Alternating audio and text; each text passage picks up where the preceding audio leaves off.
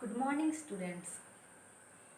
हम हिंदी 1 में चैप्टर 1 पढ़ रहे थे और चैप्टर 1 में हमारा चैप्टर था भाषा, व्याकरण, लिपि एवं बोली। भाषा, व्याकरण, लिपि एवं बोली, जिसमें हम भाषा के बारे में पढ़ चुके हैं।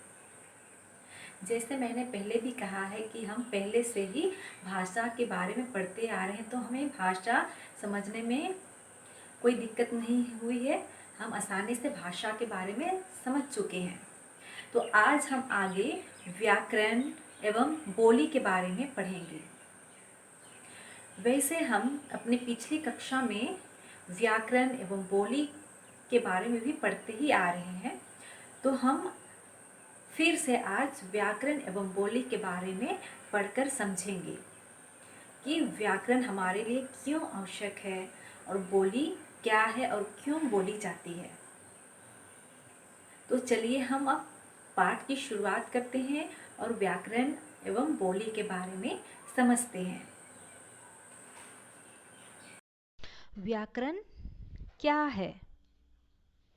व्याकरण वह शास्त्र है जिसके माध्यम से हम किसी भी भाषा को शुद्ध रूप से पढ़ना, लिखना तथा बोलना सीखते हैं। व्याकरण वह शास्त्र है जिसके द्वारा हमें भाषा को शुद्ध रूप में लिखने व पढ़ने के नियमों की जानकारी मिलती है, उसे हम व्याकरण कहते हैं। व्याकरण के कई लाभ हैं। पहला है व्याकरण भाषा की रचना और शुद्ध स्वरूप की व्याख्या कराता है। दूसरा, व्याकरण भाषा को नियमित और व्यवस्थित रखना सिखाता है। तीसरा, व्याकरण भाषा की शुद्धता को बनाए रखता है। व्याकरण भाषा का प्रभावशाली ढंग से प्रयोग करना सिखाता है। तो इस प्रकार हम देखें कि व्याकरण वह शास्त्र है जिसके माध्यम से हम किसी भी भाषा को शुद्ध रूप से, कोई भी भाषा हो, उसे शुद्ध रूप से पढ़ना, लिखना तथा बोलना सीखते हैं, उसे ही हम व्याकरण कहते हैं। अब हम आगे देखेंगे व्याकरण के भेद। भाषा की सबसे छोटी इकाई को वर्ण कहते हैं। जैसे क, म, ई आदि वर्ण है। वर्णों के मेल से शब्द बनता है और शब्दों के मेल से वाक्यों का निर्माण होता है। जैसे व जोड़ घर जोड़ चला जोड़ गया, व घर चला गया। इसी आधार पर व्याकरण 3 भागों में बांटा जाता है। तो पहला है वर्ण विचार। तो वर्ण, हम देखें कि वर्ण क्या है। भाषा की सबसे छोटी इकाई को वर्ण कहते हैं। जैसे अ, ई, अ, उ, ई, ये सभी वर्ण कहलाएंगे। तो व्याकरण के भेद में सबसे पहला भेद है वर्ण विचार। इसमें वर्णों की बनावट, उच्चारण, लेखन आदि पर विचार किया जाता है। वर्ण विचार में वर्णों को लिखने की विधि, उनके आकार, भेद और उच्चारण पर विचार किया जाता है। दूसरा है शब्द विचार। व्याकरण के भेद में दूसरा है शब्द विचार। इसमें शब्दों के विभिन्न भेद, रूप, उत्पत्ति व प्रयोग आदि के विषय में विचार किया जाता है। शब्द विचार में शब्दों के विभिन्न भेद, रूप, उत्पत्ति किस प्रकार बनती है, उसका प्रयोग किस प्रकार होती है, इस विषय पर विचार किया जाता है। शब्द विचार में शब्दों के भेद, उत्पत्ति, रचना आदि के नियमों पर विचार किया जाता है। तीसरा है वाक्य विचार। वाक्य विचार, इसमें वाक्य के अंग, रचना, विराम चिन्ह आदि पर विचार किया जाता है। वाक्य विचार में वाक्यों के भेद, संश्लेषण, विराम चिन्हों आदि के बारे में विचार किया जाता है। व्याकरण के विभाग यानी कि व्याकरण के अंग में हमने देखा, पहला है वर्ण विचार, शब्द या पद विचार और वाक्य विचार। तो वर्ण विचार में हमने देखा कि क्या है, भाषा की सबसे छोटी इकाई को वर्ण कहते हैं। तो वर्ण विचार में वर्णों को लिखने की विधि, उनके आकार, भेद और उच्चारण पर विचार किया जाता है। और दूसरा है शब्द या पद विचार। इसमें शब्द विचार में शब्दों के भेद, उत्पत्ति, रचना आदि के नियमों पर विचार किया जाता है। और तीसरा है वाक्य विचार। तो वाक्य विचार में वाक्यों के भेद, संश्लेषण, विराम चिन्हों आदि के बारे में विचार किया जाता है। तो इसमें हम क्या समझे, वर्ण, तो हमें पता है कि वर्ण क्या है, वर्ण या सबसे छोटी इकाई कहलाती है वर्ण। भाषा की सबसे छोटी इकाई वर्ण है। जैसे अ, आ, इ, उ, ये सबसे छोटी इकाई है वर्ण, जिसे ना ही हम खंड कर सकते हैं, खंडित नहीं होता है। दूसरा है शब्द या पद विचार। तो एक एक वर्ण को जोड़ने से शब्द का निर्माण होता है। जब हम एक एक शब्द को जोड़ के, एक एक वर्ण को जोड़ के शब्द का निर्माण करते हैं। तीसरा है वाक्य विचार। शब्दों को, एक एक शब्दों को हम जोड़ेंगे तो वाक्य का निर्माण होता है। तो इस प्रकार हम व्याकरण के अंग में यानी कि विभाग में हम देखें कि 3 भाग है। पहला वर्ण विचार, दूसरा शब्द विचार और तीसरा है वाक्य विचार। तो वर्ण विचार के बारे में, इसके बारे में हम दूसरा चैप्टर में पढ़ेंगे।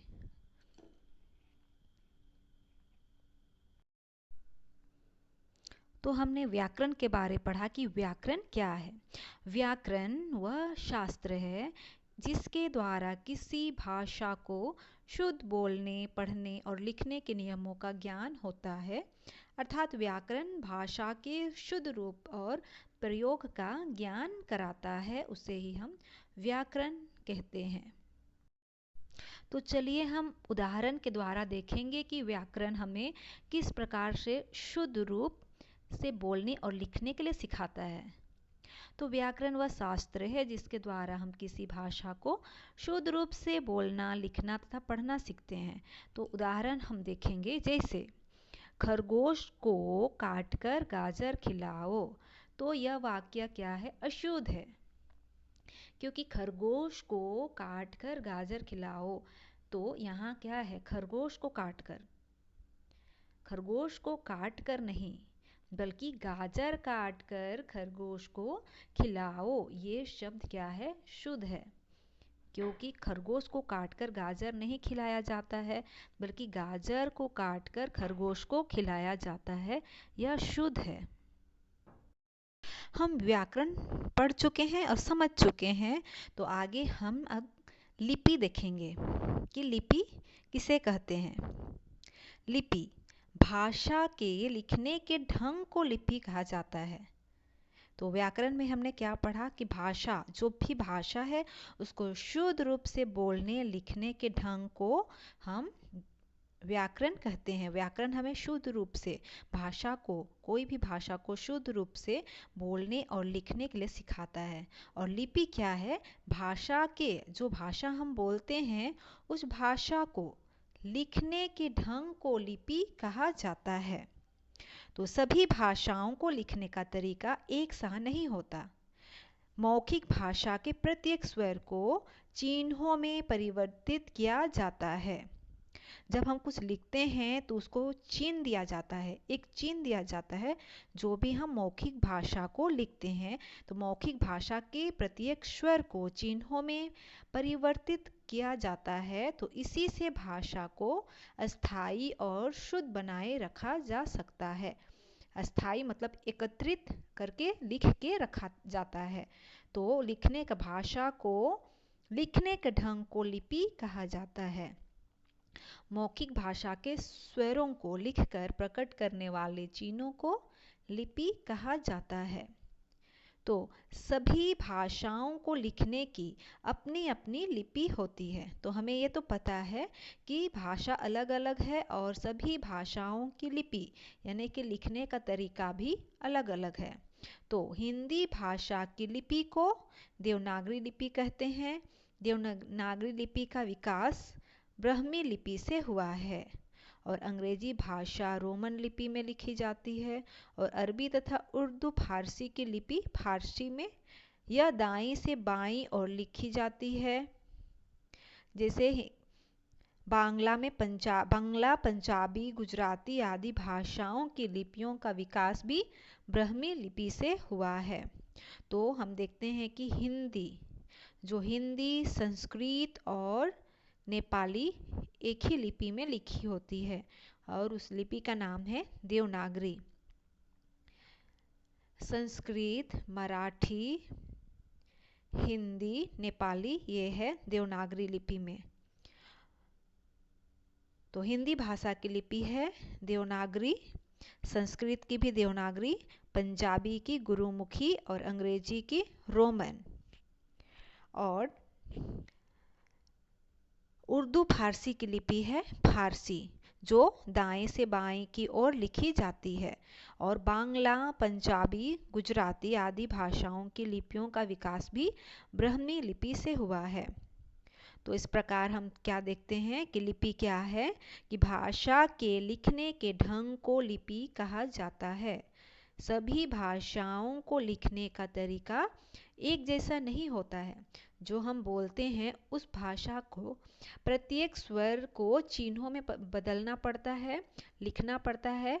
तो इसी से भाषा को अस्थायी और शुद्ध बनाए रखा जाता है, इसे लिपि के द्वारा लिखकर। तो मौखिक भाषा के स्वरों को लिखकर प्रकट करने वाले चिन्हों को हम लिपि कहते हैं। तो लिपि के बारे में भी हमें समझ में आ गया होगा। लिपि के बारे समझ चुके हैं तो आगे हम बोली और उपभाषा के बारे में समझेंगे कि बोली और उपभाषा क्या है। तो उपभाषा किसी भाषा के सीमित क्षेत्र में बोली जाती है। सीमित मतलब छोटे से ही क्षेत्र में बोली जाने वाली को उपभाषा कहते हैं। जैसे मथुरा के आसपास ब्रज उपभाषा बोली जाती है। तो उपभाषा क्या है? बोली के जिस रूप को पढ़े लिखे लोग प्रयोग में लाते हैं उसे उपभाषा कहते हैं। ब्रज भाषा, खड़ी बोली, अवधी तथा मैथिली बोलियां हैं, परंतु इनका प्रयोग साहित्य रचना के लिए किया जाता है। यानी कि जो साहित्य लिखते हैं उसके लिए ही बस इसका प्रयोग, उपभाषा का प्रयोग किया जाता है। इसलिए कालांतर में ये उपभाषाएं बन गई। तो उपभाषा किसी भाषा के सीमित यानी कि छोटे से ही क्षेत्र में, अपने ही क्षेत्र में बोली जाती है, उसे उपभाषा कहते हैं। यह विस्तृत यानी बहुत बड़ा क्षेत्र में नहीं बोला जाता है। तो हमने देखा है कि उपभाषा में ब्रज भाषा, खड़ी बोली, अवधी तथा मैथिली बोलियां हैं और इसे उपभाषा को पढ़े लिखे लोग ही प्रयोग करते हैं। बोली के जिस रूप को पढ़े लिखे लोग प्रयोग में लाते हैं उसे ही हम उपभाषा कहते हैं। अब आगे देखेंगे बोली क्या है। बोली किसी प्रांत के बहुत छोटे से क्षेत्र में, यानी कि कोई प्रांत के छोटे से क्षेत्र में, कोई भी जिला के छोटे से क्षेत्र में बोली जाती है, उसमें साहित्यिक रचनाएं नहीं होती है। अपने विचारों के आदान प्रदान के लिए कुछ सीमित क्षेत्र के लोग, छोटे से क्षेत्र के लोग केवल मौखिक रूप का प्रयोग करते हैं। ये भाषाएं अविकसित भाषाएं कहलाती है क्योंकि इनके कोई विशेष नियम नहीं होते हैं, ना ही कोई अपनी लिपि होती है। ऐसी अपूर्ण भाषा को बोली कहा जाता है। यानी कि बोली बोलने के लिए व्याकरण की जरूरत नहीं है और इसका कोई भी शुद्ध रूप नहीं होता है। बस इसे हम बोलचाल की भाषा कहेंगे जो अपने ही सीमित क्षेत्र में बोली जाती है। तो बोली क्या है? बोली अपने ही क्षेत्र में, अपने ही क्षेत्र में, कम ही क्षेत्र में, आसपास के क्षेत्र में ही अपने द्वारा ही जो भाषा होती है उसको बोली जाती है, तो उसे ही बोली कहते हैं। तो बोली का अपना कुछ व्याकरण या लिपि नहीं होता है, बस इसे अपने विचारों के, बोली को अपने ही विचारों के, जो अपना विचार होता है उसे आदान प्रदान करने के लिए ही अपने ही क्षेत्र में लोगों के द्वारा बोली जाती है।